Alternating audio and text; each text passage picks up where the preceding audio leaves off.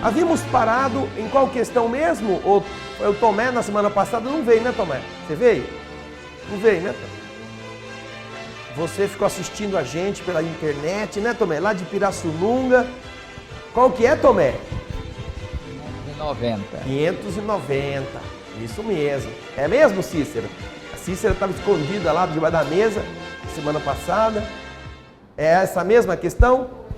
Hoje nós vamos tratar dessa questão. Mas nós estamos tratando já há alguns dias, algumas quartas-feiras, do capítulo 11º, que fala sobre os minerais, os 3 reinos, né? Os minerais e as plantas. A semana passada nós vimos sobre plantas que têm uma ação de sensibilidade muito intensa, plantas carnívoras, plantas que ao toque da pessoa modificam a posição das folhas, demonstrando como uma reação a essa ação que ela recebe. E isto foi o que os espíritos, na semana passada, trataram de nos ensinar sobre esta reação. Naturalmente, explicando que na natureza todas as coisas vão se transformando e que há determinadas estruturas, mesmo nos reinos específicos, que são mais avançadas do que outras que estão ainda um pouco atrás no processo evolutivo. Mas as plantas que reagem desta forma, seja porque elas comem animais ou porque elas tenham uma sensibilidade maior no comportamento das suas folhas, elas não fazem isso porque têm vontade. Nós vimos na semana passada alguma coisa sobre a voluntas, não é? O que significa esta determinação consciente de alguém para atingir determinado objetivo ou fazer determinada atitude.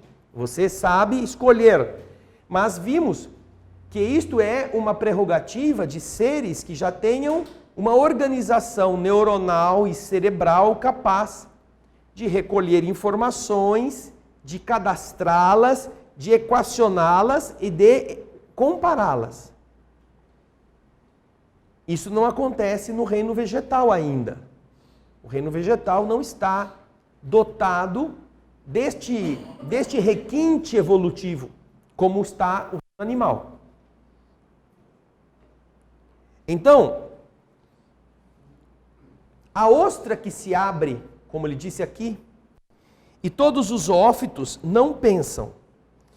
Eles têm apenas um instinto cego e natural. Essa é a parte final da resposta dos espíritos na questão anterior, 589, ok? Hoje, vamos começar com a questão 590.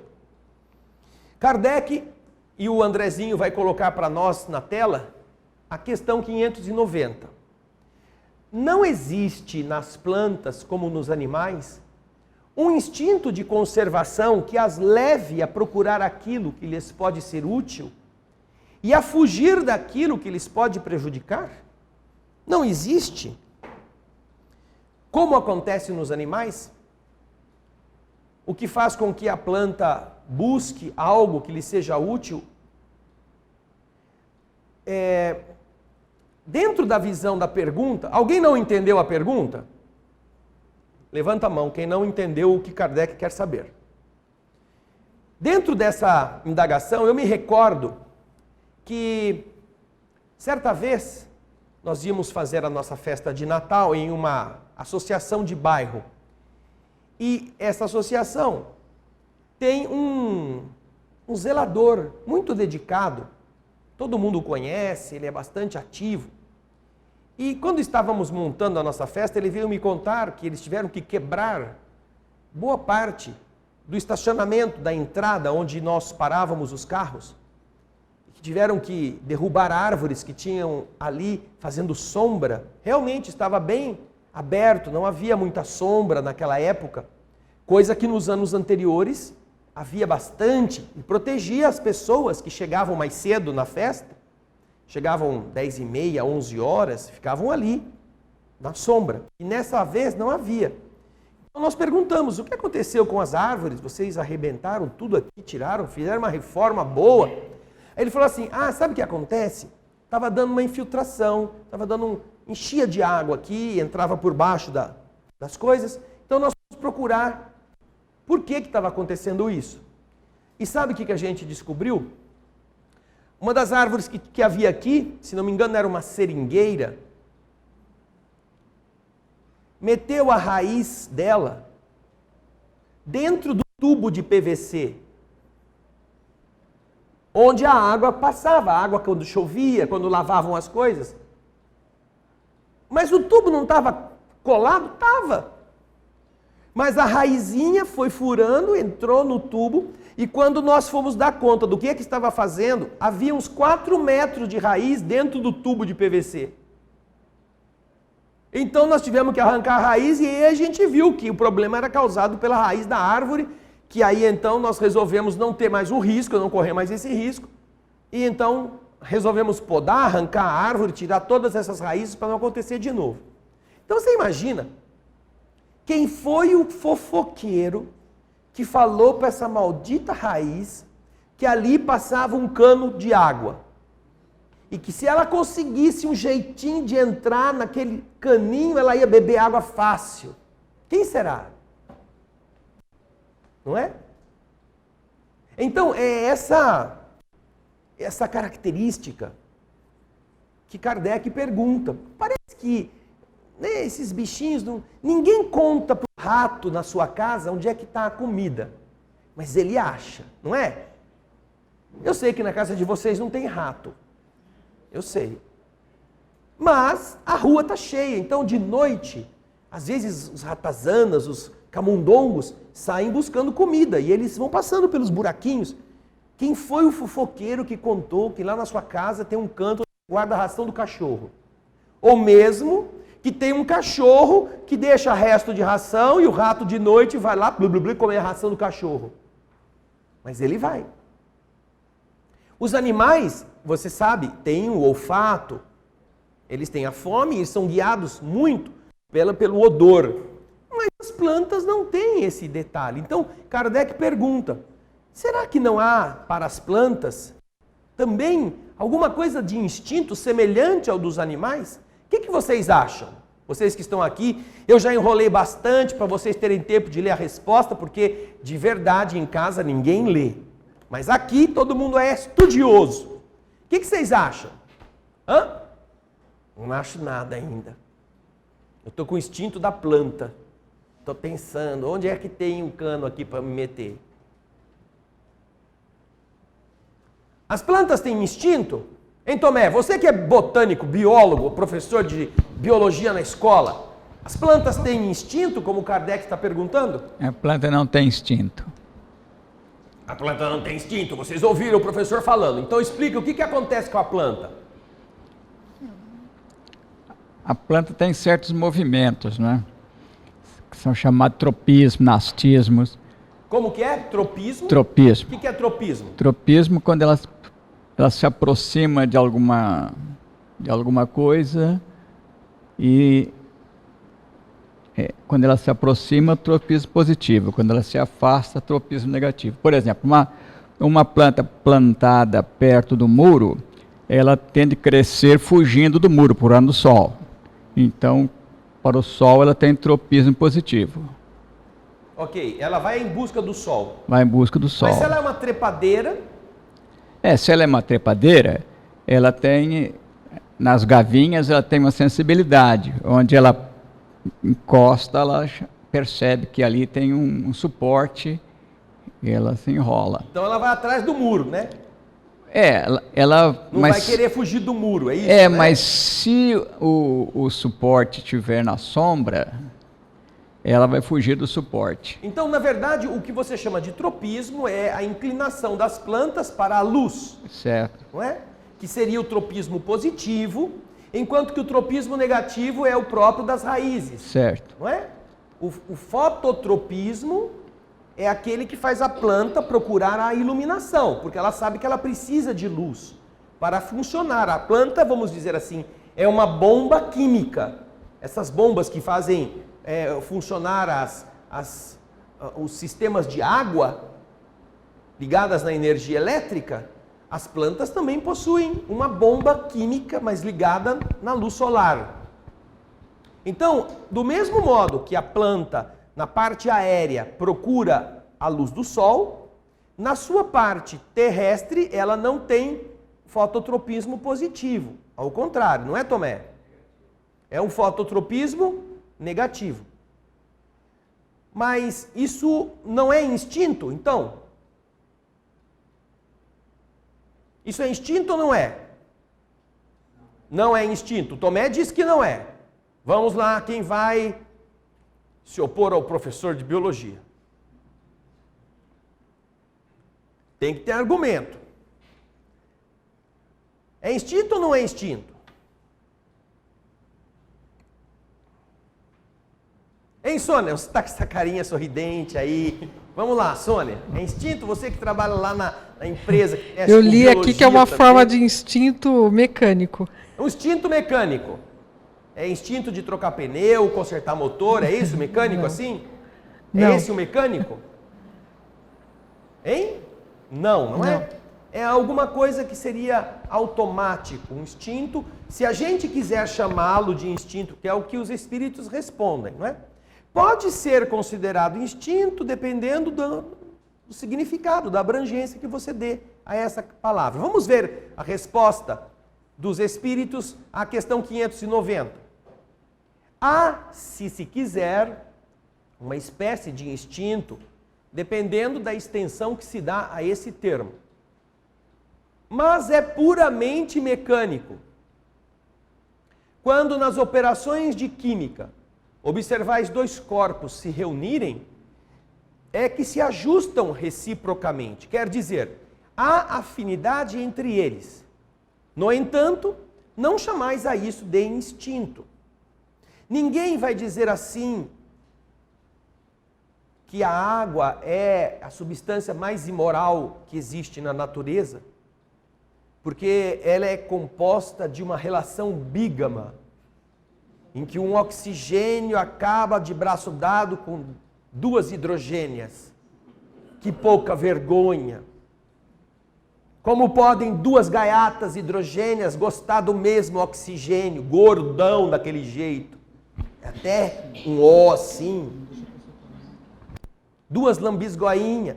Não é que o oxigênio e o hidrogênio, ou as hidrogênias, tenham uma pouca vergonha, mas gostam de viver uma vida assim, uma união aberta, como está na moda hoje em dia. Não. Não é que ambos se apaixonaram, só que aí a outra também apaixonou na mesma hora e aí não tiveram como se separar. Não, é que há, na estrutura elétrica dos átomos, há terminais que podem ser sintonizados com outros que estarão em relacionamento elétrico ou magnético com aquele núcleo, criando então um novo elemento ou uma nova substância. Ninguém vai dizer que é uma paixão arrebatadora da hidrogênia pelo oxigênio. Estas são visões lúdicas que nossa poesia poderá talvez construir, mas que não representam o mecanismo da ciência que explica esta afinidade elétrica, que é o que ele está falando na resposta que o Andrezinho vai pôr de novo aí para vocês verem. Olha lá. Quando nas operações de química observais dois corpos se reunirem, é que eles se ajustam reciprocamente. Quer dizer, há afinidade entre eles. No entanto, vocês não chamam isso de instinto, nem de amor, nem de atração. Não é? Aquelas são almas gêmeas. Todo oxigênio tem sempre duas almas gêmeas. Ou poderíamos dizer almas hidrogêneas. Sempre duas. Não, não é assim. Há o espaço que é ocupado por esta resposta. Tanto que esses caras são muito, muito assim, levianos. No reino da química, você não põe a mão no fogo por ninguém. Por quê? Ora o oxigênio se une com o hidrogênio, ora ele sai dali, arruma o cloro, ora ele vai para outro lugar, arruma outro componente, sai andando por aí, é o cara mais leviano, mais desses caras fácil que existe. E a mesma coisa com o hidrogênio, imagina achar que de tudo que existe saiu do hidrogênio, tem que ser muita sirigaita para produzir tudo, não é? Você não acha? De uma molécula, de um átomo de hidrogênio, todos os elementos surgiram. Todos. Alguns sintetizados pelo homem mais recentemente, podem não ter sido oriundos diretamente do hidrogênio, mas são oriundos de outros que vieram dele. Ou seja, então ninguém está aqui tentando transformar em romance de novela uma reação química, que não tem nada a ver de levar o nosso pensamento para essa área. Ou seja, existem coisas que acontecem, existem. Mas acontecem, como diz o Tomé, como dizem os espíritos, dentro de uma previsão da própria natureza, que sabe usar os mecanismos de que dispõe para produzir aquilo que é necessário na evolução daquelas espécies. Existem determinadas qualidades dos materiais que quando você não conhece, você pensa que a planta está pensando. Essas qualidades, elas são da natureza, não são produzidas pela inteligência. Quem foi que já teve essa experiência de pegar um papel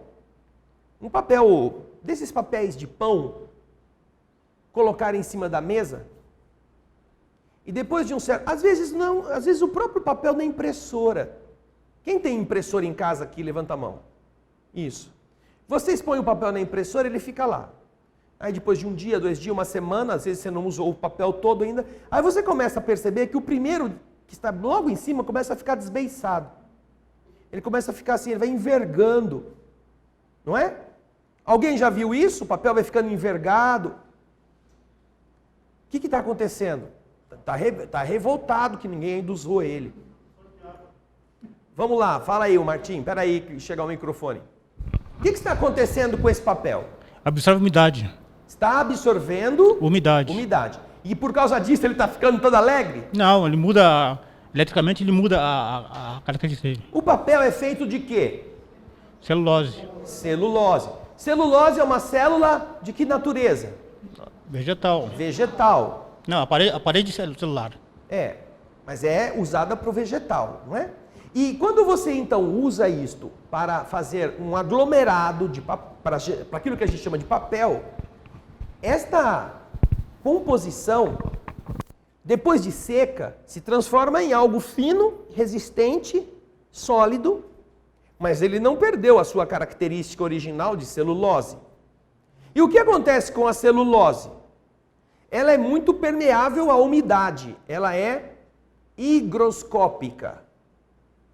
Ela absorve com facilidade, mais do que outros materiais. A sua mesa ele não enverga, não é? A mesa de você está, a impressora está em cima de uma mesa.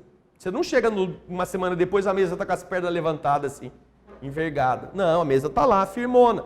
Aí ela é de madeira, também feita de madeira, de celulose, mas só que a estrutura da madeira é bem diferente da estrutura da folha de papel.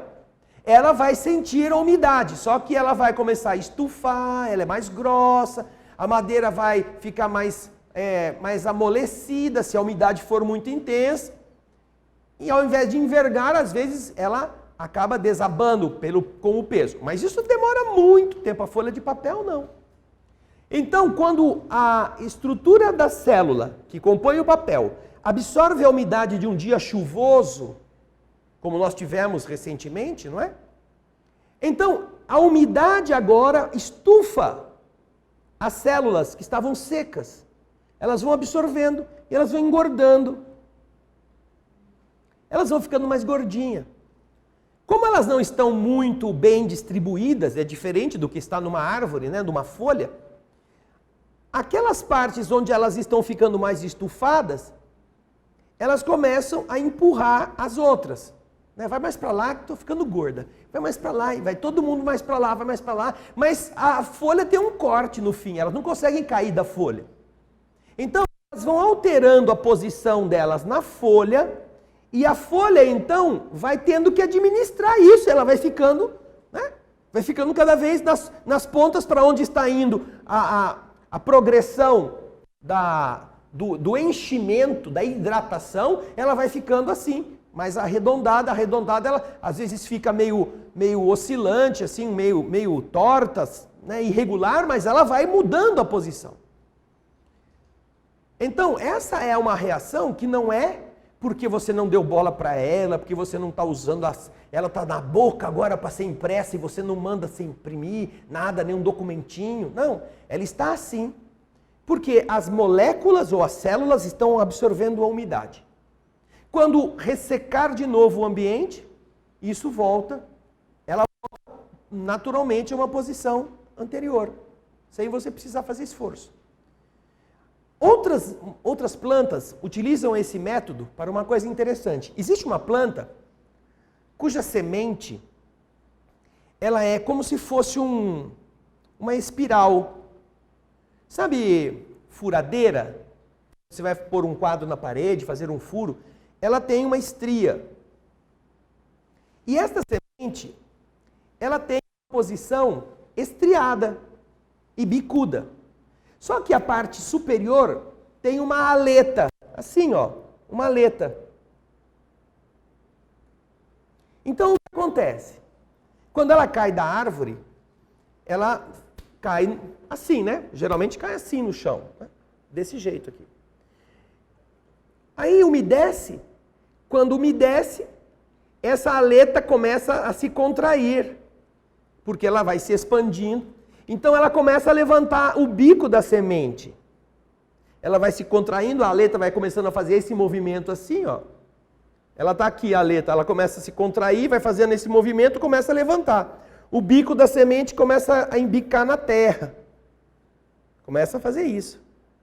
E aí ela vai aumentando a às vezes o sereno da noite faz isso. O sereno faz isso. Aí ela vai e ela começa a fazer um movimento que vai facilitar a semente se enterrar. Depois vem o sol, ela seca e estica. Então ela faz um movimento contrário. Depois vem a noite e ela vai e se incha de novo. E ela começa a fazer esse movimento, dia e noite, cada vez ela enterra um pouquinho. E ela não precisa ser enterrada inteira para começar a brotar. Uma vez que haja um tanto suficientemente enterrado, ali começa já a desenvolver a condição adequada para ela poder brotar. Mas, nossa, mas que sementinha danada essa de astuta. Olha, não fala nada perto dela que ela escuta e vai espalhar tudo, porque essa semente é uma peste. Sozinha ela se enterra. Como muita gente, né? Sozinha as pessoas se enterram. Mas a semente não faz isso com conhecimento de causa, ela faz isso reagindo ao calor, ao frio, ao calor, ao frio, ao calor, ao frio, à umidade e à secura, e ela vai desenvolvendo uma forma de ela se enterrar. Então você observa que são esses os mecanismos que nós encontramos diariamente em ação, só que a gente não percebe. Por que que a gente não percebe? Porque a dilatação do calor ou a contração do frio são bem pequenos. Quando você reforma a sua casa e você passa sinteco, antigamente tinha esse negócio, né? Faziam uma limpeza, aí vinha uma máquina, lixava tudo, aí tinha que rejuntar, eles chamam de calafetar. Pegavam aquele pó daquela máquina, misturavam com uma cola de madeira, e aí eles passavam assim nas juntas dos tacos. Enchia a junta para deixar vão, e depois eles faziam o quê? Passavam o sinteco. Aquele sinteco que cheirava gostoso, que você ficava bêbado, só de sentir o cheiro do sinteco. Não podia entrar na casa 2 dias, até secar. Então vitrificava praticamente, né? Deixava bem assim, espelhado Mas o que acontece? Tudo bem. Passados os dias, as semanas ou os meses, quando as coisas já estavam secando, o sinteco já secou. Mas aquele vãozinho, você viu que ele foi misturado cola com o pó da serragem. Ele é um outro elemento. Ele, então, está submetido a várias forças, inclusive as do taco. Taco não é feito de madeira? O que acontece na umidade? A madeira estufa. E então, depois de uns 3, 4 meses que você já está morando na casa, você começa a ouvir um fantasma andando de noite. Tec, tec, tec, tec, tec, tec, tec, tec. Você chama o marido, olha, tem gente aí, o que que é? Tem alguém andando, está estralando tudo aí. Não. Você vai começar a perceber que vai começar, por causa do movimento, se não fizesse barulho, você dormia tranquilo, porque você não ia ver. Os estralidos, eles são minúsculos nos vãos do sinteco. Mas como eles fazem um barulhinho e à noite silencioso, você escuta. E aí você fica, nossa, tem alguém andando. Não, não é não. É o estalido por causa da mudança da temperatura, da umidade, fazendo com que o taco estufe. E quando ele estufa, ele aperta o vãozinho. E então o vãozinho estrala, o vãozinho racha, ele quebra aquela fitinha de pó de serra misturado com cola, ela se rompe. E dependendo daqui a um tempo, quando ficar bem quente, calor, sem umidade, os tacos novamente eles murcham, e aí aquilo aqui até sai, até solta. Porque depois você passa alguma coisa em cima, vai rompendo as ligações da cola e aquilo fica solto. Aí a criança adora pegar bem o miolo e arrancar aqueles negocinhos, né? A criança que não tem o que fazer, antigamente ficava lá ajudando o pai a soltar os tacos da casa. Por uma ação mecânica da natureza. Quem já sofreu cirurgia aqui? Cirurgia óssea, principalmente. Levanta a mão. 1, 2, 3, 4, 5. Quem já sofreu outro tipo de cirurgia que não óssea? Levanta a mão. Vocês estão podres, hein? Tá louco? Bendita cirurgia. Veja como Deus é bom. Todos nós que temos em nosso organismo determinadas intervenções cirúrgicas, ou quando vamos colocar algum tipo de pino, de prótese, ou quando vamos tratar sem implantar nada com as nossas necessidades de tratamento e que depois tem que ser costuradas, nós somos pessoas submetidas à ação mecânica do bisturi, das próteses e também à ação mecânica da natureza. E algumas pessoas, depois que são operadas, passa aí 1 mês, 2 meses, 1 ano, 5 anos, elas podem trabalhar no serviço meteorológico, que elas são mais precisas que computador. Porque bastou cair a pressão atmosférica, ou subir a pressão, bastou ter mais umidade que já começa a doer a cirurgia que ela fez. Ai, tô com uma dor na cirurgia, nos pontos. O povo fala assim, estou com uma dor nos pontos, vai chover. Toda vez que dói os pontos, 2 dias depois chove. E é batata. Porque aquilo que está na atmosfera está mudando o nosso contato com a umidade, com o calor no nosso próprio organismo. A mesma coisa indica o frio. Quando o clima muda antes de chegar na gente. Ele já está vindo. Você ainda não ouviu o trovão, não viu o raio, mas a umidade já está chegando bem antes. Então, o seu corpo já reage a isto. E ele vai gerar essa reação de incômodo na área. Se há um implante de metal, ele sofre com a dilatação ou a contração do metal.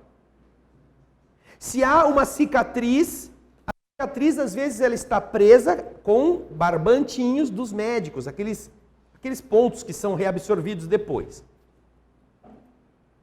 Mas ainda assim ela tem uma estrutura que fica ali sujeita àquela cicatrização interna, não é? O povo chama de aderência ou um tecido, não é? Qual que é o nome? Fibroma ou fibrose. Fibrose. O queloide é por fora, né? É a pele quando você queima ou quando fica cicatriz, mas por dentro, não é? Por dentro. Fica aquilo dentro de você. Então, aquilo tem uma densidade diferente da sua pele. Se a sua pele, ao absorver umidade, ela estufar, aquilo ainda está seco, está duro ali. Ó. Então ela estufa, começa a repuxar. Então você começa a sentir repuxamentos internos que você acha, meu Deus, acho que eu estou com algum problema. Não, o problema você já teve.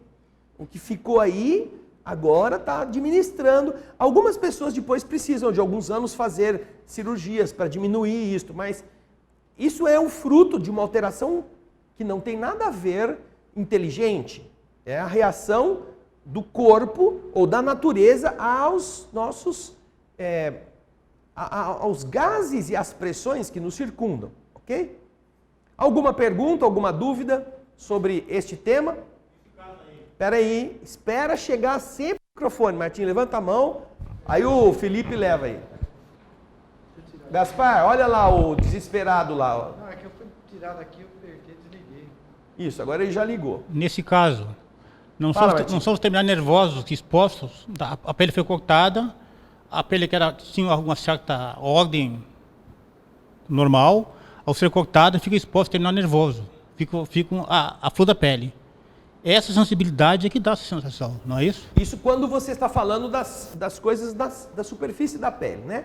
Você tem uma estrutura da pele que tem toda uma sequência de camadas, etc. Mas isso também acontece no interior dos nossos tecidos. Então estas alterações, elas também lá dentro produzem essa reação. É claro que o que leva ao incômodo até o seu cérebro é o sistema nervoso. É o sistema nervoso. Você... Quem já teve espinha dentro do ouvido? Levanta a mão. Espinha, sabe espinha? Aquela inflamaçãozinha, uma bolinha de pus. Bandida, tinha que ser bem no ouvido. Se fosse no nariz, você espremia. Se fosse na face, você espremia. Mas no ouvido, como é que você espreme uma diaba dessa? Né? Mas só que você começa a ter dor. A espinha no canal auditivo, ela é uma inflamação. É como um furunculinho. Não é um furúnculo. Num canalzinho apertado. Aí vai estufando, fica quente, vermelho. Né? Existem 3 indicadores da inflamação. Se você quiser guardar, é fácil. As enfermeiras sabem disso e os médicos também. Quando você faz enfermagem, eles explicam. Você tem sempre que ver os terminais em OR. Dor, tumor e rubor. Isso é inflamação. Dói, é dor. Está inchado, edemaciado, tumor, é uma pelotinha. Está vermelho, porque como há uma luta entre o sangue combatendo, né, a nossa corrente sanguínea combatendo o invasor ali, então aquilo vai ficar mais vermelho, porque há uma concentração sanguínea. Então, dor, tumor, rubor é infecção ou inflamação. Você está com uma inflamação naquela área. Aí você tem aquele negócio que, ai meu Deus, está doendo, está doendo, está doendo. Para que você entenda que está doendo, você não sofreu nenhum corte na pele, não existe nenhum queloide. Mas há o quê? Há uma transformação que causa pressão em você. E aí o terminal nervoso leva informação para o seu cérebro. Ó, tem alguma coisa que não está boa aqui. Não está boa, não está boa, não está boa. E você então, meu Deus, pede para alguém olhar aí o que eu tenho dentro do ouvido. Aí é uma espinha. Pessoas que têm herpes zoster, geralmente no rosto, nos lábios, eles começam a sentir que ela vai estourar. Não é? Existe uma sensação diferente na pele antes que ela apareça. Você sente um calorzinho, uma contração. Quando você não está atento, você fala, ai, que coisa estranha, acho que eu estou com algum probleminha nervoso, né? Que dá os olhos ficam piscando, né? Aquelas coisas involuntárias. Mas, depois que aparece o vermelhão, aí você fala, ai, aquilo era o herpes. Se eu tivesse me lembrado, já tinha tomado o remédio. Na próxima vez, a hora que você sentiu aquilo, já pega o remédio e bebe, para evitar que ele apareça. Então, você está vendo que nessas situações não existe nenhum tipo de lesão e ainda assim você é capaz de identificar a ação mecânica produzida por um patógeno. Agora, nós estamos falando de efeitos ligados ao ambiente, não por um patógeno. Então, é muito calor, ou muito frio, ou muita umidade, pode fazer a sua pele, ou sua musculatura funcionar de um jeito diferente. E aquilo que, por exemplo, está lá meio preso porque foi operado, não terá a maleabilidade que o resto do tecido tem. Fica meio... Você pega um pano na sua casa, faz um corte nele, aí você vai e costura, dá um monte de ponto ali. Veja se aquele pedaço fica flexível como o resto do pano. Não fica. A hora que você puxa o pano aqui, aquele pedação está duro assim, ele vem inteiro. Você nunca consegue deixar tudo esticadinho. Porque naquela lesão houve uma costura, que é diferente. É diferente da natureza do pano. Isso acontece no interior dos tecidos. Então vamos supor que todo o panão do nosso corpo, que chama banha, músculo, ele começa a se mover para cá, para lá, naquele pedaço não se move tanto, fica meio durango ali, ó. Você imagina o que é a cesariana? É botar o filho para fora pela barriga. É uma definição laica. Só que você que já sofreu a cesariana, eventualmente, não sabe quantas camadas de músculo, tecido, até chegar no útero, tem que ser cortadas. E depois que saiu o bacurizinho lá de dentro, você tem que costurar cada uma das camadas com a camada correspondente certa. Cada uma delas. Não é assim, pega as banhas da barriga aí e passa o fio e pronto, segura aí, aí gruda tudo. Não. Você tem que vir costurando lá de dentro. São quantas camadas, para eu não falar o número errado aqui? 7 camadas. Foi uma enfermeira que me avisou. Para não falar que 7, André, você está contando de mentiroso, pescador, coisa do tipo. Você tem que costurar 7 níveis de camadas diferentes. Então você imagina, em 7 patamares você está costurada. Os 7 vão cicatrizar. Os 7 vão grudar. Os 7 vão produzir um desses tecidos que ficam rígidos com o tempo. Por isso é que, naturalmente, quando chega... O que você está mostrando aí?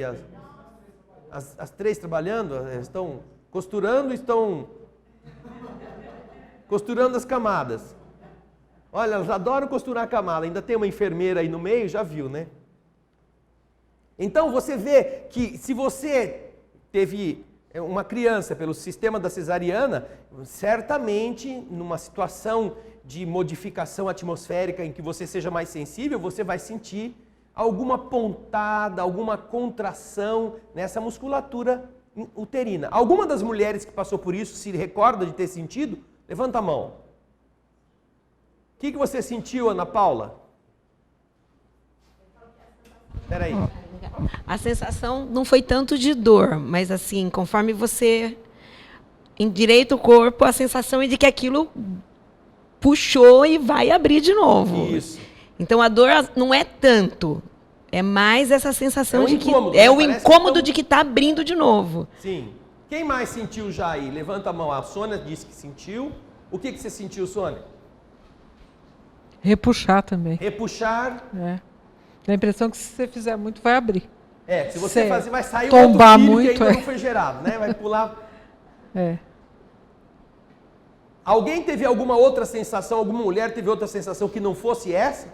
Aqui a Cícera levantou a mão.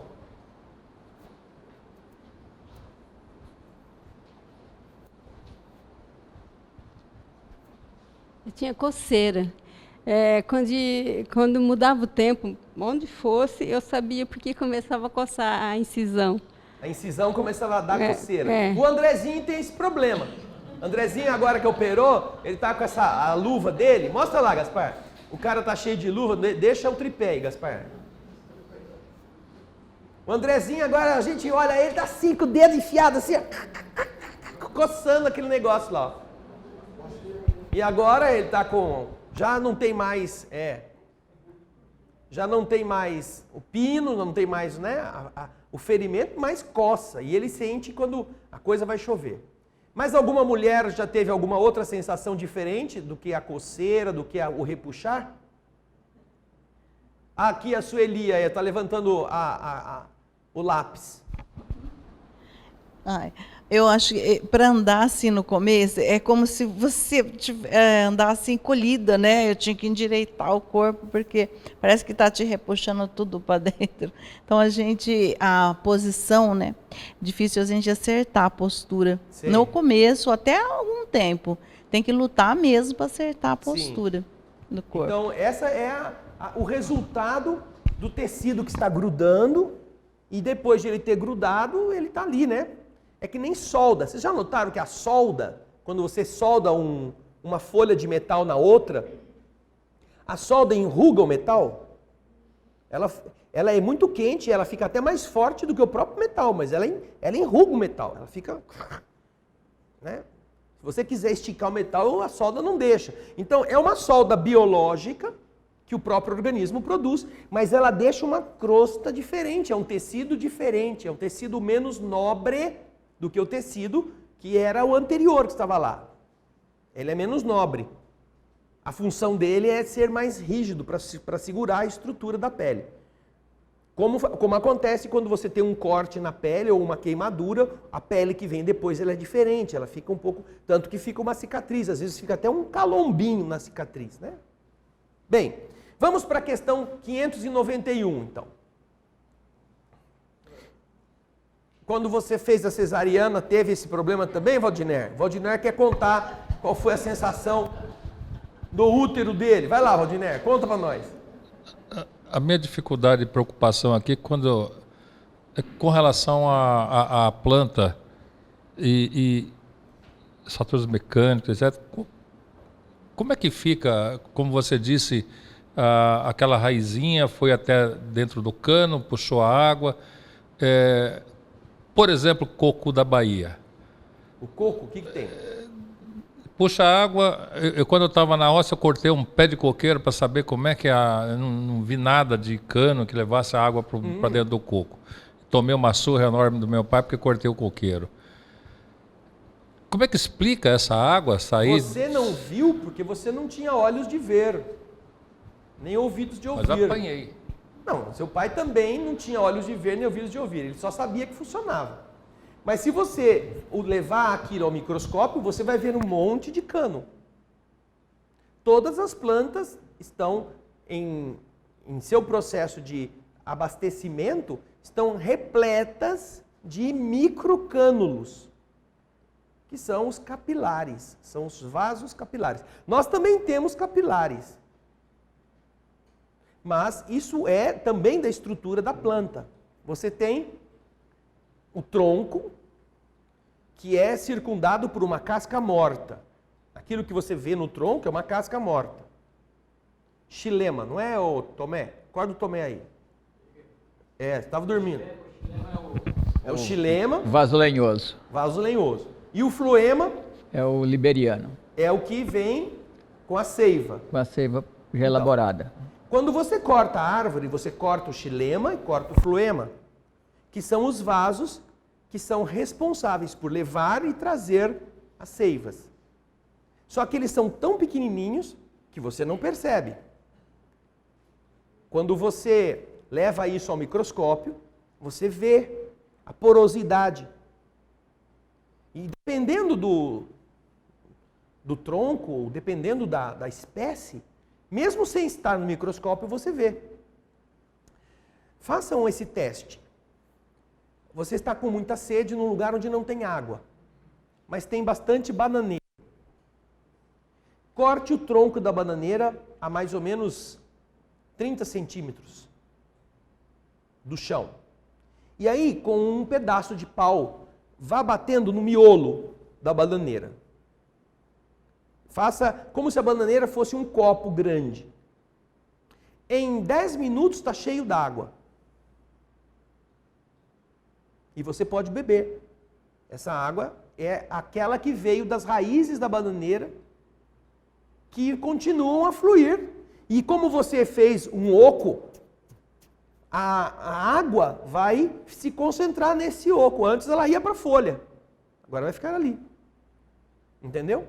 Então você observa essas coisas e você entende que existem sim canos dentro das plantas, que levam outro nome, porque são vasos capilares.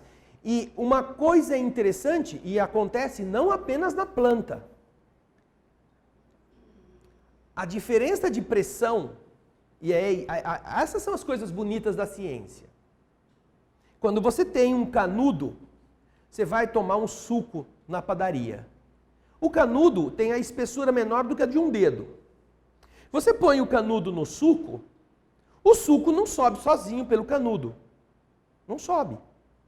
Porque existe dentro do canudo a mesma pressão que existe fora dele. A mesma pressão atmosférica. Quando você vai sugar o líquido, você é uma bomba de sucção. Você então chupa o ar, você não chupa o líquido, você chupa o ar que está no canudo. Quando você chupa o ar do canudo, você diminui a pressão dentro do canudo. Não tem como entrar ar ali, porque você está com o canudo na boca, sugando o ar. Então o que ele faz? Ele puxa a água que está lá embaixo, porque diminuiu a pressão interna, a pressão externa empurra o suco e o suco sobe pela única saída que ele tem, que é o canudo, e vai para dentro de você.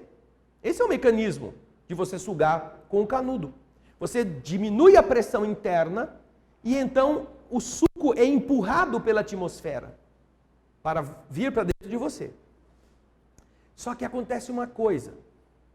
Dentro das leis, aliás, isso é interessante, que é tão interessante em termos de física dos líquidos, dos fluidos. Vocês já viram quando você vai levar o carro no posto de gasolina e eles têm aqueles macacos hidráulicos que levantam o carro, né? Para você levantar o carro daquele tanto, com aquele peso, você não precisa de um elefante no outro lado. Você aplica uma pressão minúscula sobre um recipiente onde está um líquido e só tem uma saída, que é o pistão hidráulico ou de óleo, né? Você não precisa aplicar a mesma pressão que você vai usar lá para levantar. Você aplica uma pressão pequena, o líquido não tem para onde ir, ele migra para lá e levanta o carro pela pressão. A pequena pressão que você põe aqui se comunica e levanta o veículo. É muito interessante esse mecanismo. Agora, existe um detalhe. Quando você vai diminuindo o diâmetro do canudo, ele vai perdendo contato com a pressão atmosférica. E aí surge espaço para um outro princípio, que é o de os átomos, as moléculas, se ajuntarem umas grudadas nas outras. E nas paredes das superfícies. Né? Fala, Mário. Isso. os átomos daquele líquido, eles começam a, porque está muito pequenininho o espaço, eles começam a se grudar nas paredes. Não importa que, já não tem mais a pressão, porque é muito minúsculo, é quase do diâmetro do fio de cabelo. Então o ar não consegue entrar para dar pressão. O que acontece é que a água ou os componentes do líquido vão subindo sozinhos. Vão subindo. Vão subindo. Tanto que o nome é cabelo, né? Capilar, ó. É o cabelo. Então, quando tem a árvore, ela produz uma infinidade de tubinhos desse tipo, que facilita, por si só, a subida da seiva, do subsolo até a folha. Agora, na árvore ou na planta ainda tem um outro fator, que torna isso ainda mais intenso. Porque existe um limite para essa capilaridade dentro do nosso estudo, vamos dizer, né? Os capilares, eles não podem superar uma determinada medida, porque eles não conseguem se sustentar até lá. Mas quando você tem a planta, ela tem o quê? Ela tem a superfície da folha. A folha respira. Então, o líquido que chega na superfície da folha, ele sofre a ação do sol, sofre a fotossíntese e ela respira, colocando uma parte daquilo para fora. Então, quando ela abre espaço, todas as moleculinhas falam assim, ai, tem mais espaço aqui, traz mais uma, traz mais uma, traz mais uma. Então, cria-se um fluxo que liga o subsolo até a ponta da folha, não importa a altura que ela esteja. Há uma bomba feita pelo sistema químico, tocado pelo sol. E então você leva da terra lá em cima um monte de cano cheio de água. Você imaginar que uma sequoia tem sequoias de 80 metros, 90 metros. Nós não temos uma bomba que sozinha, o homem não tem uma máquina que sozinho, com uma única bomba, leve água a uma altura dessa. Você precisa de várias bombas fazendo esse sistema chegar até lá. E a eficiência vai caindo à medida que a coluna d'água vai ficando maior. Mas você imagina uma sequoia que tem 90 metros de altura, que tira a água das suas folhas do subsolo e chega lá? É muito potente. Tem cano sim, Valdiné. Você que não estava enxergando direito. E aí você devia ensinar seu pai e dizer, olha, o senhor me bateu à toa. Porque o senhor também não sabia. Ok? Pergunta 591.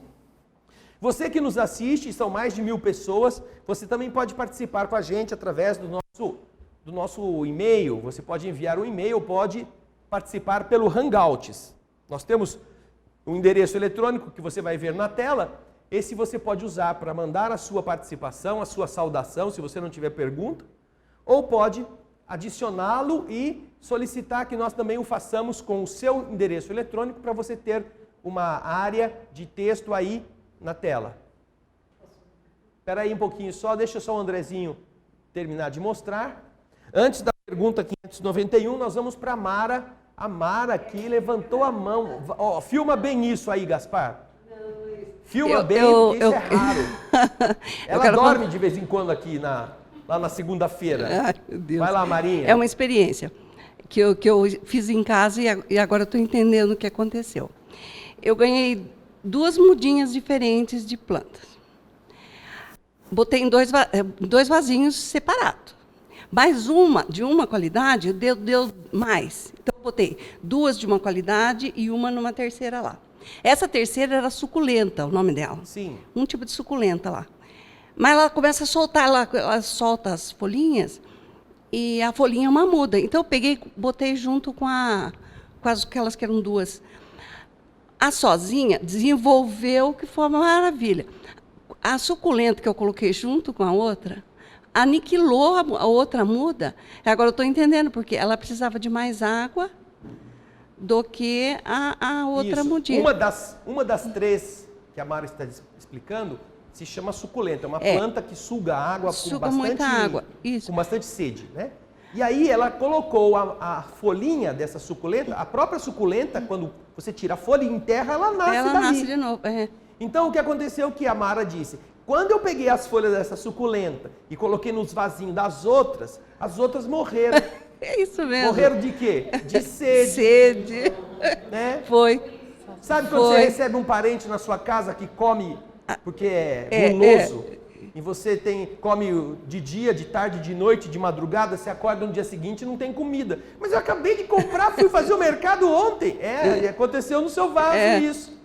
Eu a suculenta ficou cheia. Nossa, né? ela desenvolveu. E eu falei, mas que estranho. Aí eu entendi assim, entendi sem entender a química da coisa. Sim. Mas eu entendi que ela estava... Eu pensei que fosse até eu ia comentar isso, pensei que fosse uma forma de... Não é preservação, foi uma necessidade, né? Protesto. Você deu a minha casa para esse vassoura, eu vou morrer porque você vai ficar com a consciência pesada. A outra falou, não, mas não é isso não. É que a umidade favorável foi sendo usada por essa folha para criar raiz e as outras você não deve ter molhado com intensidade, não é? Que precisaria, né? Você não achou que precisava molhar. Agora eu estou entendendo. Com a lição que eu estou entendendo. Tá vendo como valeu a pena não dormir? A gente aprende um monte de coisa quando a gente não dorme. Isso aí, alguém mais tem experiência de vaso aqui? Bem, vamos então para a questão 591. Nos mundos superiores, as plantas são como os outros seres, de uma natureza mais perfeita? É a pergunta que Kardec faz. Nos mundos superiores, as plantas são como os outros seres, de uma natureza mais perfeita do que nos mundos inferiores? O que vocês acham? São mais superiores ou não? Só porque o mundo é superior, elas também são superiores? Sim ou não? Alguém acha que não? Naturalmente que, se nós usarmos uma lógica, poderemos considerar que nos ambientes mais avançados, as estruturas também estarão vinculadas a um padrão diferente e melhor, não é? A Elizabeth levantou a mão? Não? Ok. E é interessante meditar sobre esses termos, porque vamos encontrar a mesma lógica em todos os níveis. Eu estava lendo outro dia uma entrevista, vamos dizer assim, uma entrevista feita com perguntas respondidas, segundo quem estava postando isto na internet, respondidas por um ser de outro mundo. Não era um espírito, era um ser que, em contato com um terráqueo, estava respondendo perguntas. E uma das perguntas que foi feita é se no mundo em que eles estão vivendo, ou fora da atmosfera terrena, nos diversos mundos, podem existir seres que tenham aparências muito diferentes, que alguns chamam de reptilianos, em forma de réptil, de dragão. Aquilo que a gente vê em Guerra nas Estrelas, né? Aquilo que os caras vão lá no boteco, tá todo mundo lá, cada um tem 3 cabeças, outro parece um Chewbacca, outro tem um olho só no meio. E este ser, nesta entrevista, ele diz algo que eu já li em outros lugares, com outras pessoas, tratando do assunto, também com o mesmo objetivo, observar o que estes seres são em relação aos nossos padrões. E ele respondia que na criação, ele dizia bem assim, na criação, tudo espelha a beleza. Tudo tende a espelhar a beleza na medida em que evolui. Nós não podemos levar isso em conta no nosso estágio evolutivo, porque nós observamos que as pessoas belas geralmente são as piores. Quem tem um corpo bonito, um rosto bonito, acaba demonstrando com algumas exceções, mas acaba demonstrando que tem um interior bastante problemático. Mas na evolução, que era o que o espírito estava dizendo, o ser estava explicando, nos diversos orbes habitados, você encontrará, quanto mais avançada é a civilização, mais ela se aproxima da beleza, mais harmônica. E quanto menos avançada nesse estágio, mais ainda perto da feiura ou da animalidade.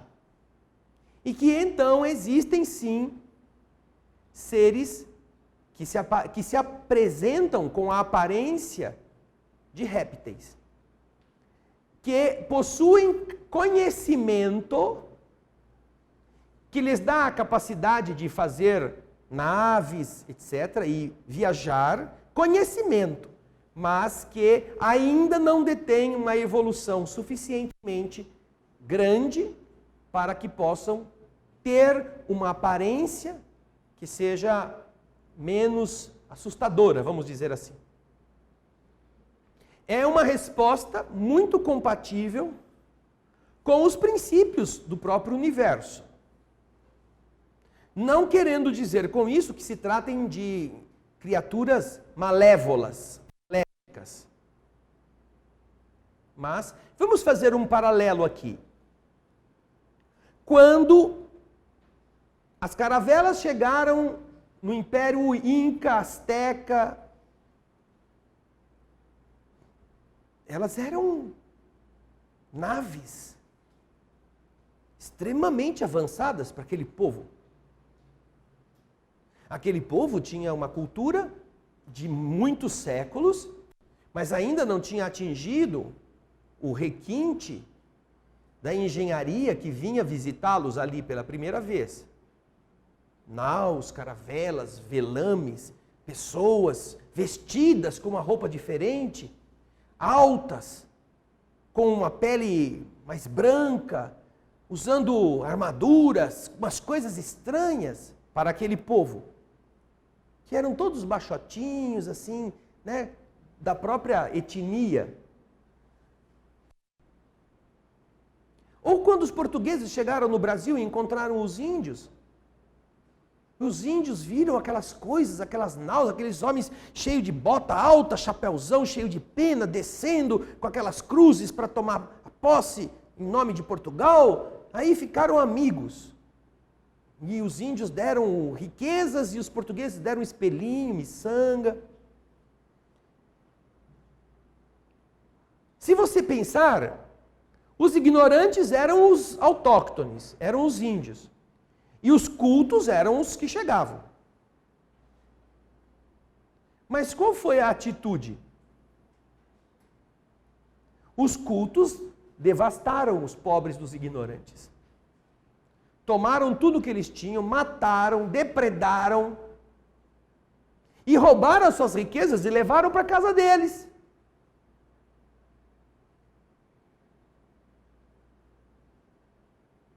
Quem será que é pior? Então, você pode, com base nisto, também criar a ideia para compará-la às diversas civilizações que podem existir. O europeu não era mau. Ele funcionava dentro de um critério de valor que era o de saquear, para trazer riqueza para a sua nação. Então eles saíram, a terra não era de ninguém, no conceito dele, mas a terra era de quem estava lá. Mas quem estava lá não tinha como se defender, então perdeu a terra para o mais forte. É um conceito tribal, é um conceito primitivo, é um conceito que os próprios índios ou os próprios membros daquela comunidade talvez já nem mais exercessem entre eles. Mas que os europeus, muito cultos e inteligentes, continuavam a exercer, saqueando os povos desarmados, usando suas naus, usando seus arcabuzes, usando os cavalos, canhões. Então você observa que no nosso estágio evolutivo, a nossa aparência, ainda, mesmo bonita, esconde um ser bruto. Agora, falando em termos de universo, uma das formas pelas quais se pode detectar o nível evolutivo de determinado conjunto civilizatório é esta postura de aparência externa. Não querendo com isso dizer que sejam todos maus. Da mesma forma que os brancos europeus não são todos maus. Ao contrário, tem muita gente muito boa. Alguns têm ainda até hoje este impulso. Mas existe uma civilização que já aprendeu com o sofrimento a ser mais humana. Assim também vocês vão encontrar nos contatos seres que têm uma aparência mais assustadora e que eventualmente não precisam ser todos maus. Mas eles podem ter princípios que são diferentes dos nossos. Para eles, fazer certas coisas não é nenhum problema. Se um ser não sente dor física, ele não sabe o que é a dor que você sente quando arranca um pedaço da sua unha. É para pesquisa. Então, existem discrepâncias nos diversos níveis civilizatórios do universo, que nós ainda precisamos trabalhar para entender as nossas discrepâncias da Terra, entre os seres terrenos que convivemos uns com os outros, sem nos respeitarmos. O problema não é que existam outros seres com aparência, sei lá, de crocodilo, jacaré, cobra cascavel, outros que são nórdicos, parecem loirões, loironas, altos, brancos, altos, magros, altos ou baixos, cinza, verde. Isso não é o problema. O problema é saber quem a gente é. Do jeito que a gente está nesse nível, qual é o nosso padrão evolutivo. Mesmo na Terra.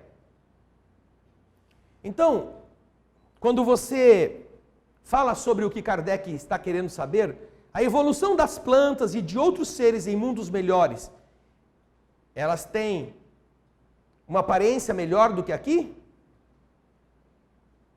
Vamos supor, para dar exemplo, o pepino de Saturno, ele deixa de ser pepino só porque está em Saturno, ou ele continua sendo planta lá em Saturno também? Continua o quê? Continua sendo planta em Saturno. Ou lá em Saturno, já porque ele foi para Saturno, ele já não é pepino. Ele já tem duas perninhas, já fareja com focinho, um pepino andante. Né? Não, então o que acontece? Em todos os níveis evolutivos nós vamos encontrar a evolução.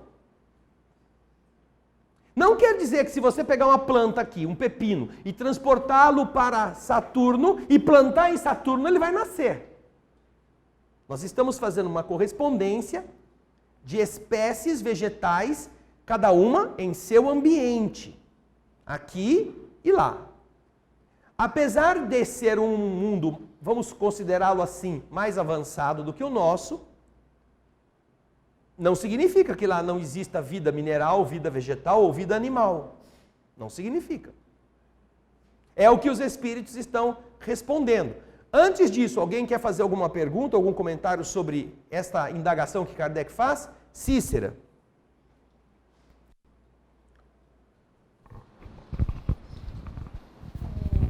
Na realidade, são dois comentários. Quando você falou desses seres com formato de lagarto, essas coisas que nós vemos nos filmes, que eles dirigem naves e tal, quando você fez aquela palestra, Quer Ser Macaco em Júpiter, e na Revista Espírita fala que o macaco lá, ele é mais inteligente que o homem mais inteligente na Terra. Quer dizer, se um macaco desse resolver fazer uma nave espacial, ele faz, né? Sim. Ele pode viajar. Se nós que somos assim, já somos capazes de pilotar as Apolos que mandamos para fora, os ônibus espaciais, e os espíritos afirmam, lá na Revista Espírita, que os macacos em Júpiter são mais inteligentes que o mais inteligente dos homens na Terra? Não é? Não é de se estranhar que daqui a pouco deixa um disco voador aí e sai um monte de chita lá de dentro.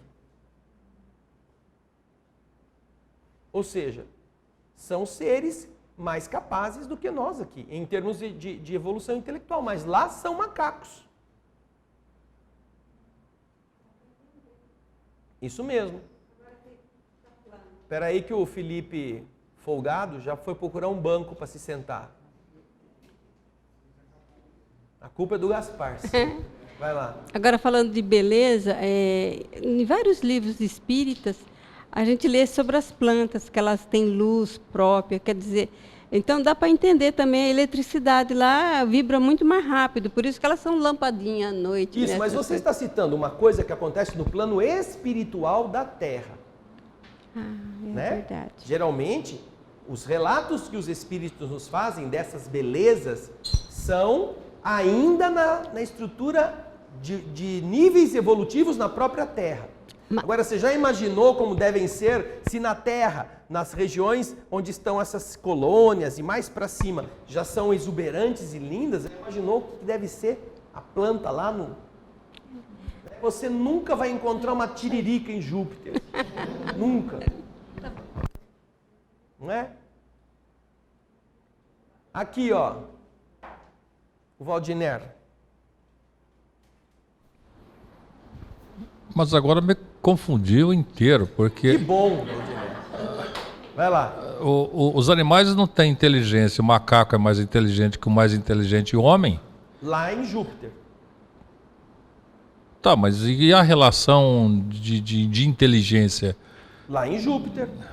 Lá em Júpiter existem seres chamados humanos para Júpiter, que imagina a inteligência deles, se eles já não são macacos. Perguntam a um... Bernard de Palissy fala na Revista Espírita sobre Júpiter. Então Kardec faz a ele a pergunta: o mais inteligente dos homens da Terra poderia se comparar ao quê em Júpiter? E ele responde: a inteligência dos nossos macacos.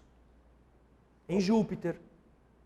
Existe em Júpiter, segundo ele, um ser, um símil que pareceria com o nosso macaco, mas que em Júpiter não é igual ao nosso macaco. Mas ele possui uma inteligência que é superior ao homem mais inteligente da Terra, lá em Júpiter.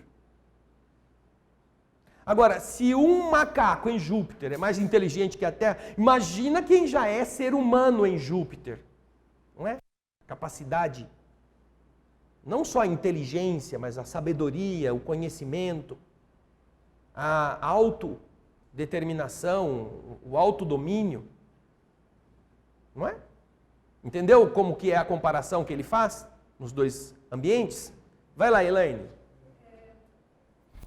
Dentro disso que o Valdiner está falando, a gente pensando nas nossas várias e várias encarnações. Quando a gente pode migrar para um planeta melhor, por exemplo, conseguir alçar um plano melhor, um planeta melhor, seria esse macaco um humano num outro planeta, por exemplo, num planeta mais primitivo? E quando pôde encarnar lá, ele estaria nessa condição? Vamos ver a resposta dessa pergunta lá na frente, daqui a pouquinho. Não, nessa mesmo, aqui mesmo.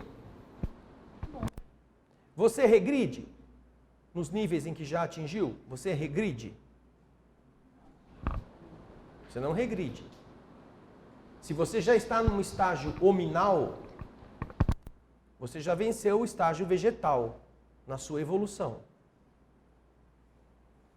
Então, naturalmente, você não sai de um estado hominal na Terra e vai para um estado vegetal em Júpiter, porque você está regredindo em termos de evolução. Quando você atinge as qualidades hominais que te qualifiquem, você pode ser admitido como ser humano em uma outra sociedade mais avançada, mas como ser humano. Enquanto você não adquiriu isto, você continua onde está, como ser humano. É isso que está aqui a resposta que a gente vai ver agora. Os espíritos receberam de Kardec a pergunta que você vai ver na tela. A pergunta. Andrezinho, eu peguei ele no contrapé. A pergunta 591 é esta. Nos mundos superiores, as plantas são, como os outros seres, de uma natureza mais perfeita? E agora vem a resposta. Tudo é mais perfeito. Mundos superiores, tudo é mais perfeito. Esta é a resposta dos espíritos superiores, consentânea com a resposta que deu este ser que eu li a entrevista esta semana. Nos mundos, tudo é mais perfeito, nos mundos superiores. Mas as plantas são sempre plantas, como os animais são sempre animais e os homens sempre homens. Existem essas três categorias, comparativamente falando. Não necessariamente com as mesmas qualidades que elas têm aqui na Terra. Em mundos mais avançados podem haver outras qualidades. A Ana Paula colocou aqui para nós um trecho da Revista Espírita em que se coloca a entrevista. Essa é a do Bernardo de Palissy, Ana Paula?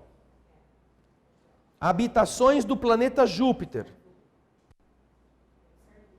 Esta está na Revista Espírita de agosto de 1858. Desce lá, por favor. Aí, ele está falando com o Palissy, ali para cima.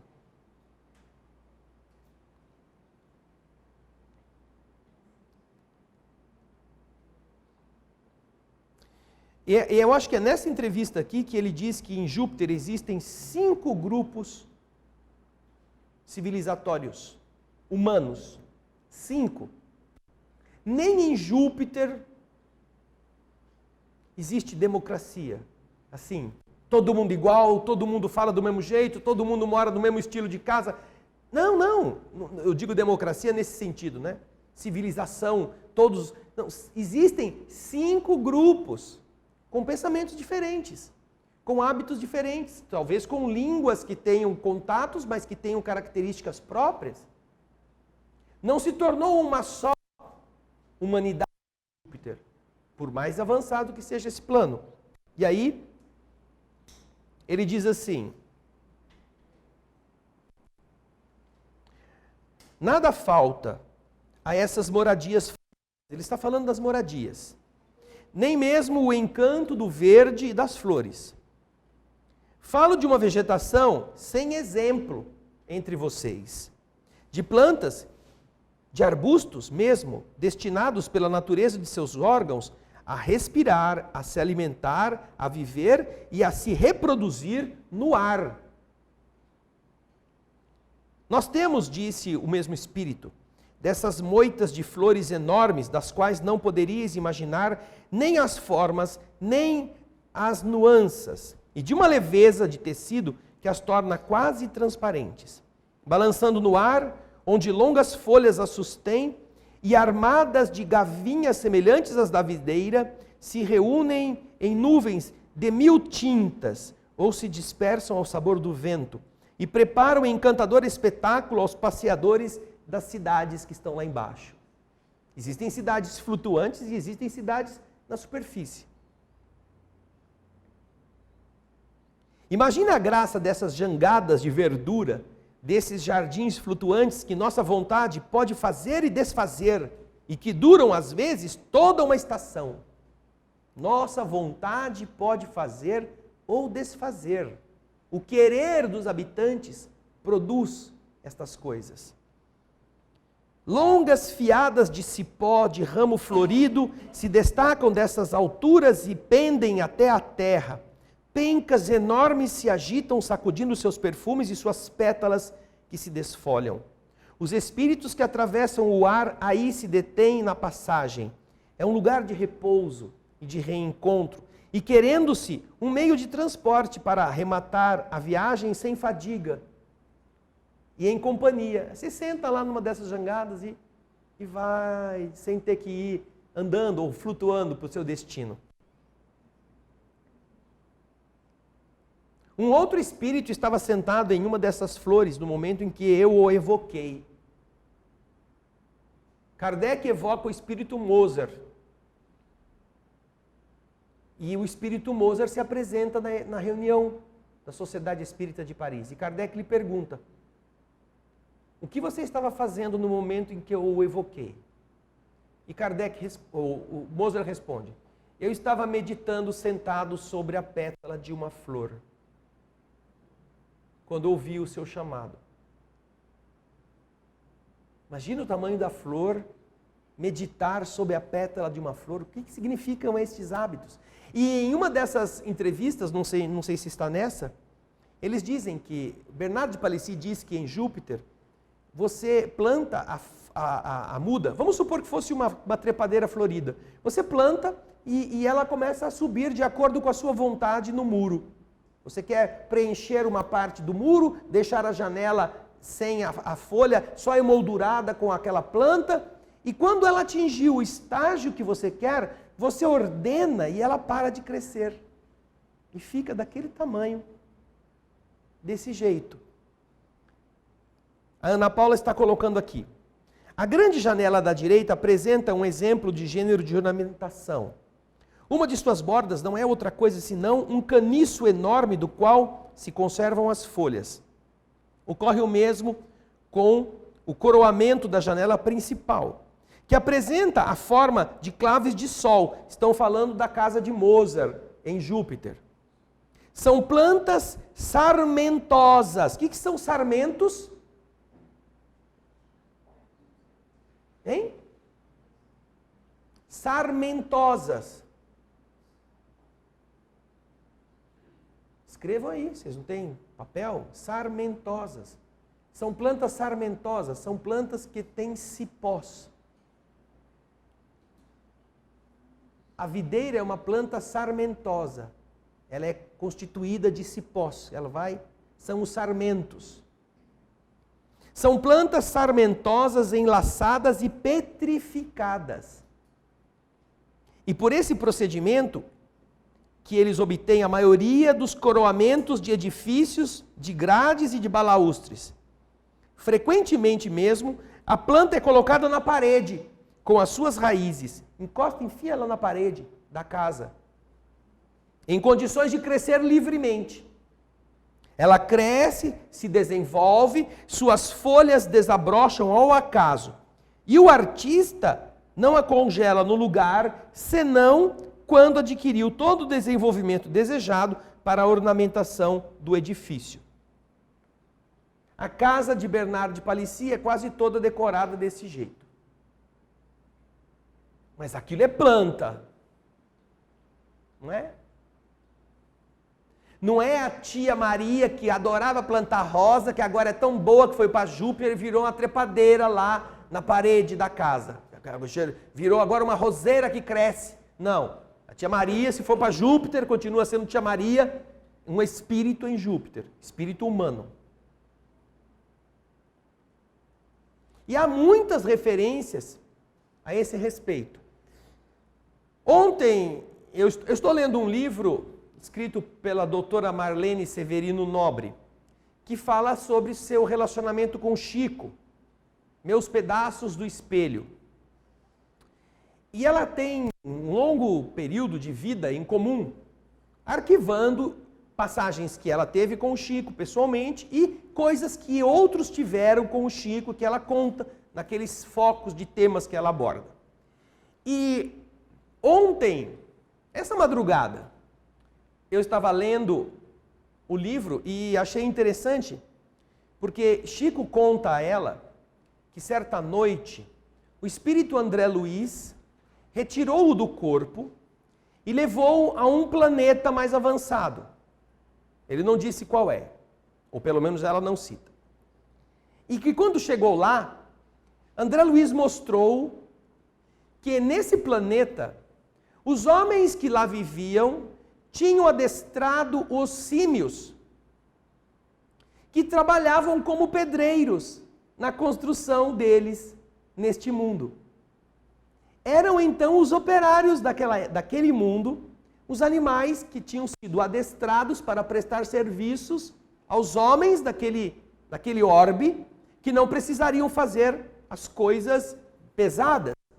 E poderiam, com isso, dar a evolução dos seres animais que estariam então sendo usados de uma forma menos animal para compreenderem os mecanismos e desenvolver a sua inteligência embrionária no processo de amadurecimento. É um testemunho pessoal de Chico Xavier, contando a experiência que teve graças à ação de André Luiz, que o levou para conhecer este orbe. E é o que a doutora Marlene Severino Nobre está na sua obra contando. Agora vocês vão ver na tela a imagem que o nosso Andrezinho colocou daquela casa que estávamos nos referindo. Esta imagem está na Revista Espírita.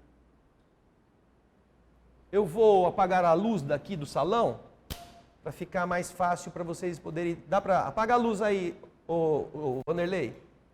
O Vanderlei Loiro. Essa é a descrição da casa de Mozart em Júpiter. E esses coroamentos que vocês estão vendo, esses sarmentos reunidos em volta das janelas, são plantas. O desenho feito por Victorien Sardou está estampado na Revista Espírita. É que aqui você não tem aquele recurso de ampliar com o dedo, que nem você faz no celular, assim, né? Porque aí você ia ver os detalhes mais de perto. Mas vocês podem fazer isso em casa, sabendo que tem esta possibilidade. E há 2 desenhos, há um outro também, de um outro artista, que é de um escritor, se não me engano não sei se é Vitor Hugo, que tem também a casa dele desenhada em Júpiter, por um médium que pôde vê-la. Ok? Vamos acender a luz então? Bom. Obrigado, Andrezinho. Na semana que vem, nós vamos entrar no tema dos animais e os homens. Até aqui foram as plantas, certo? Na semana que vem será a pergunta 592, que também poderemos encontrar bastante material nessas pesquisas junto à Revista Espírita. E há outras obras que possam nos ajudar a completar essas ideias. São muito interessantes, ok? Antes de passarmos a saudação dos nossos telespectadores, alguém ficou com alguma dúvida a respeito do que nós trabalhamos até agora, nessa questão das plantas? Martim? Só uma pergunta. Esse mundo é etéreo, não é? Não entendi. Esse mundo é etéreo. Porque em Júpiter... Não sabemos o que significa etéreo em Júpiter. Porque em Júpiter, física, no ponto de vista material, não é possível existir isso aí. Pelo que se conhece, pelo que conhecemos, aqui. pelo que nós sabemos, não é possível existir isso aí. Dentro daquilo que nós somos capazes de perceber de material, você vai dizer, não existe. Sabe que antigamente as pessoas ridicularizaram Louis Pasteur, porque ele disse para as pessoas que existiam bichinhos invisíveis e que os médicos deveriam lavar as mãos antes de atender a cirurgia seguinte, que isso evitaria a transmissão de doenças. E ele foi ridicularizado, ele foi humilhado até, porque ele era químico, ele não era médico. Mas ele havia descoberto a microbiologia antes mesmo de que a capacidade de percussiência de microscópios a revelasse. Então, na Terra mesmo, os homens não são capazes de ver a vida que existe aqui, nos diversos níveis em que ela está. Nós ficamos sempre querendo encontrar um outro mundo que tem as mesmas condições de vida que a Terra tem. Aí você fala assim, não, aqui não existe vida porque não tem água, porque não tem atmosfera. Mas isso é o que você está vendo, imaginando a vida que existe aqui. Agora você vai para a Antártida e você quer encontrar o quê? Um pé de coqueiro lá, um coco da Bahia? Não vai achar. Mas você vai encontrar vida na Antártida? Vai encontrar. Você vai para o deserto do Saara e quer encontrar a suculenta da Mara lá no vasinho. Vai encontrar? Não vai. Mas vai encontrar planta lá no deserto do Saara? Vai encontrar planta lá. Cada planta adequada ao seu ambiente. Então a vida que nós estamos querendo encontrar como a nossa, a gente pode dizer, nesses mundos que não tem a nossa atmosfera, a nossa pressão, nossa temperatura, certamente não existe a vida como a gente é. Mas isso não quer dizer que não exista vida.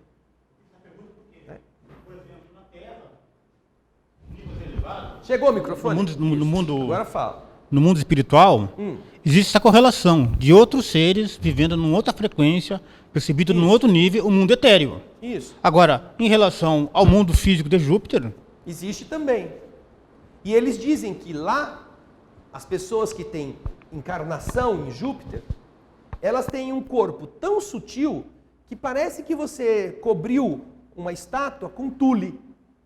O corpo físico, ele é quase translúcido.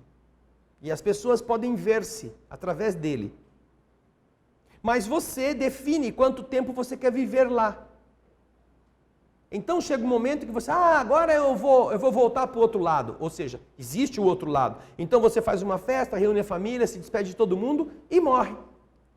Tipo assim, sai do corpo. Você vai estar numa outra dimensão que talvez os outros enxerguem você também, mas que eventualmente você tenha mais atributos como espírito em Júpiter do que tendo um corpo que ainda mantém você preso ao ambiente físico. Do físico entendido aqui, a dimensão jupiteriana, onde isso acontece. Então, estas são diferentes estratos de matéria, que nós ainda não temos uma noção muito profunda, porque nós somos muito grosseiros para entender as modificações do fluido cósmico universal. Mas ela existe. Os próprios espíritos dizem que existe o mundo físico em Júpiter e o mundo espiritual em Júpiter. Não é só uma questão de, não, aqui é todo mundo espírito. Não, não é assim. Júpiter ainda não é assim. Ok? Existem mundos, isso está escrito também em obras básicas, destinados a servirem de ambientes, são mundos estéreis fisicamente, mas que são lugares onde os espíritos se reúnem. Aí sim. Aí não há vida física, nas definições que os próprios espíritos dão, mas há a vida espiritual, onde ali eles realizam reuniões, certames de arte, de intelecto, para eles terem um pouco de sossego aí desses conflitos. Mas esses mundos são mundos estéreis destinados a isso. Mas aí não estamos falando de vida física. Mas Júpiter não é o caso, ok? Bem, nós temos algumas participações dos nossos irmãos que nos deram a honra de enviar suas perguntas.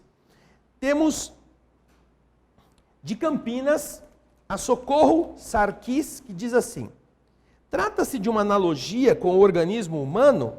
Tipo, a gente tem essas variações sutis no corpo e não percebemos? Ela está se referindo provavelmente à pergunta que Kardec nós tratamos aqui, sobre o instinto de conservação, não é? Na 590. Se há uma analogia das plantas com o organismo humano. Estas referências que Kardec faz, se a planta pode ter instinto como tem o corpo físico animal, nós vimos que os espíritos tratam isso de uma forma bastante objetiva. Se você estiver chamando isso de instinto, talvez você possa, dependendo da abrangência que dá ao termo. Mas, ainda assim, isso está ligado apenas às questões materiais, mecânicas. Não tem nada a ver com ligações filosóficas, neuronais ou de outro tipo próprio do corpo físico, da biologia humana. Então, na reação da planta, não existe o componente que existe na reação do animal, do corpo biológico animal. Tá bom? Então é por isso que ele faz uma analogia com a comparação do instinto da planta e do instinto no animal. Mas nós já vimos que as questões do instinto do animal são muito diferentes daquilo que se poderia tentar assemelhar ao instinto vegetal, que não é assim que os espíritos melhor definem as reações das plantas, tá bom? Muito obrigado, Socorro, um grande abraço. O Clóvis de Goiânia pergunta assim: qual a origem do instinto? Vem de um ser supremo, Deus? O Clóvis, quando nós começamos a estudar o Livro dos Espíritos, nós aprendemos que tudo vem de Deus. Se você vai na questão número 1 do Livro dos Espíritos, Kardec pergunta: que é Deus? E os Espíritos respondem: Deus é a inteligência suprema do universo, causa primeira ou primária de todas as coisas. Tudo que existe deriva desta fonte. Portanto, nós temos que partir do pressuposto que todas as coisas existentes têm origem em Deus, no foco criador. Agora, nós vamos entender sobre o instinto no próprio Livro dos Espíritos. E na semana que vem, nós vamos chegar muito perto dessa discussão. É uma espécie de inteligência devotada à sobrevivência, aquilo que é básico para sobreviver. Ainda assim, é um embrião de uma inteligência que vai ser desenvolvida mais plenamente quando chegarmos ao nível hominal, ao nível do animal racional. Então, na próxima semana, além dessa pergunta 73, o Clóvis poderá estar conosco. Nós vamos trabalhar os animais e o homem a partir da questão 592. Tá bom, Clóvis? Obrigado pela sua participação aí de Goiânia. Um grande abraço. O Marco Antônio de São Paulo fez um comentário que a Ana Paula colocou para nós aqui. Ele disse assim: no meu pouco entendimento, acredito que os nossos vizinhos mais evoluídos não se deixam visualizar, pelo menos por enquanto, devido ao nosso atraso. Deve ser uma espécie de véu ou cenário para que não fiquemos bisbilhotando a vida alheia, no caso deles, a vida deles, né? Marco Antônio, eu acho que se você não tem como resolver as coisas de um outro modo, é melhor você ficar na sua, não é? Vamos dizer assim, você tem a sua esposa, tem os seus filhos, tem a sua família. E você trabalha numa empresa que tem uma mocinha linda, atraente, muito bonita.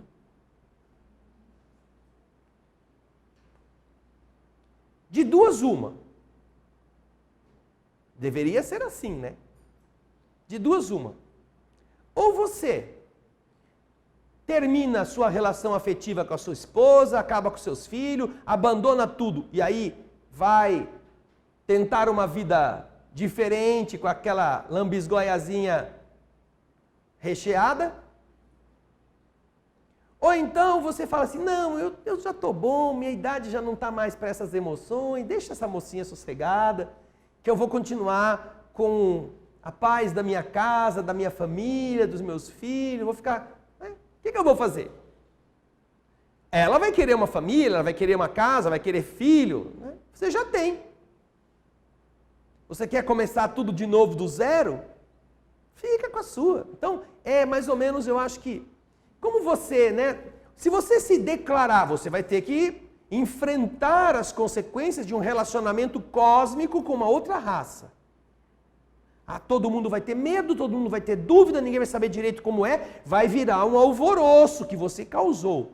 Então existem leis governadas, que governam, aliás, os intercâmbios civilizatórios no universo, leis originadas da divindade, supervisionadas pelos espíritos, que são os cristos dos diversos mundos, que permitem ou não permitem que determinados eventos aconteçam de forma bem declarada. E este é um deles. Haverá sim um momento, mas esse momento vai acontecer dentro da autorização cósmica, que permita que os homens da Terra estejam suficientemente maduros para entender e aqueles que chegam estejam suficientemente bem organizados para que haja não uma exploração como os europeus fizeram em relação aos outros povos, mas uma forma menos desumana, menos egoísta de transferir a melhora de tecnologia para ajudar a humanidade. Tudo isso é um plano divino. Mas existem regras nos códigos civilizatórios do cosmos que impedem que as civilizações se declarem assim. Quanto mais avançadas são elas, mais elas respeitam. Elas são autorizadas a visitar os lugares para estudar, ver como estão aqueles povos, o nível evolutivo deles, que problemas eles possuem. Nós então somos muitas vezes visitados e temos inclusive seres que vivem entre nós usando uma roupagem física muito próxima, que você nem nota a diferença, mas que tem uma finalidade de estudar o nosso processo civilizatório, não de interferir. A interferência vai acontecer quando houver autorização. E mais do que vocês estão pensando, a tentativa de interferir existe sob a supervisão de espíritos encarnados de dimensão mais evoluída do que aqueles que estão querendo intervir. O que nós estamos vendo na Terra hoje, em termos de vícios, de fraquezas humanas e de estímulos aos piores instintos, é também uma forma de governo que se está tentando implementar para que os seres humanos não deem o próximo passo em um crescimento como membros da comunidade dos mundos. Produzido por um grupo inteligente que está desejando gerar exatamente o conflito para que eles continuem a governar nas sombras. E ao lado deles existem outros seres que têm autorização do Cristo para estarem supervisionando estes atos, a fim de não permitir que estes seres atuem subliminarmente para prejudicar o avanço da humanidade que ainda não é capaz de tomar ciência ou ter consciência do que está acontecendo. É como se você chegasse num vilarejo e arrebanhasse as menininhas de 7, 8, 9 anos para torná-las prostitutas, para formar um harém, para usá-las desde cedo como se aquilo fosse normal e criá-las com essa ideia de que é assim que as coisas são. Mas então, tem alguém fiscalizando se essa pessoa vai ter essa atitude para impedi-la. E assim, nós estamos observando como há esta simbiose e esta integração ou uma fraternidade cósmica no esforço de melhorar as vidas nos outros orbes sem prejudicar os seres que estão crescendo. Né? Então, fica essa lembrança para aqueles que fizeram um comentário, no caso, acorda aí, Ana Paula. Isso, o Marco Antônio de São Paulo. Tá bom, Marco Antônio? Valeu, querido, muito obrigado, um grande abraço. Agora, vamos fechar os olhos para a nossa prece. Obrigado, Senhor, pela oportunidade de meditarmos em relação a muitos temas. Apesar de falarmos de plantas, da vida vegetal, das reações da natureza, sentirmos como isso enriquece o nosso raciocínio e nos faz aprender coisas que chegam mesmo até a vida em Júpiter, relatada por espíritos que puderam nos trazer essas notícias. Quem sabe olhemos agora a beleza da natureza com olhos de quem se torne corresponsável pela vida, de quem seja capaz de organizar as plantas de forma a lhes dar a beleza que elas ainda não são capazes por si só de construir. Quem sabe dirigir os galhos viçosos que brotam para que eles façam os contornos que darão às estruturas arquitetônicas a poesia que por si sós as plantas não entenderiam que são capazes de fazer. E quando nós entendemos esse mecanismo, ainda que não estejamos em Júpiter, aprendemos que estas plantas podem estar onde nós queremos, que disciplinando-as e nos disciplinando, saberemos podá-las na hora correta, saberemos adubá-las e hidratá-las para que tenham um viço. A nossa vontade em Júpiter ordena e a planta obedece. A nossa vontade na Terra sua e a planta obedece. Sua para podá-la, sua para adubá-la, sua para regá-la, e ela responde, florescendo. Obrigado, Senhor, porque isso se aplica em nosso mundo, das plantas aos animais, dos animais aos filhos, dos filhos aos homens em geral.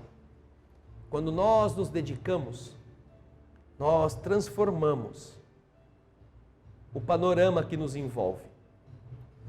Com a paciência e a vontade,